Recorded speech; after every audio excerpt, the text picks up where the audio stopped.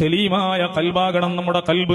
ഒരാളോടും വെറുപ്പില്ലാത്ത, പകയില്ലാത്ത, വിദ്വേഷമില്ലാത്ത, അസൂയയില്ലാത്ത, ഒരാൾക്കും നമ്മെക്കൊണ്ട് വിഷമവ്, വേദനയോ പ്രയാസങ്ങളോ വരാത്ത, മറ്റൊരാളിൽ നിന്ന് എന്തെങ്കിലും അനുഭവിക്കേണ്ടി വന്നാൽ അതിനെ വലിയ ഗൗരവത്തോടെ കാണാതെ അതിനെ മറന്നുകളയുന്ന സാഹചര്യം ഉണ്ടാകണം. ആർക്കെങ്കിലും എന്തെങ്കിലും ഒരു ഉപകാരം ചെയ്തു കൊടുത്താൽ കാലകാലം അയാൾ നമ്മുടെ അടിമയായി കഴിയണമെന്ന ചിന്താഗതി നമ്മൾ മാറ്റിവെക്കണം.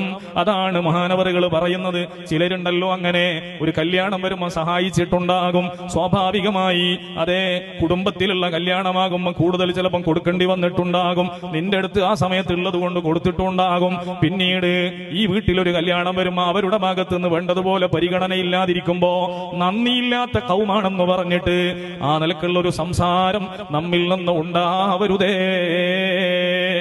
അങ്ങനെ ഉണ്ടായാൽ നമ്മുടെ കൽബ് സലീമായ കൽബ് അല്ല.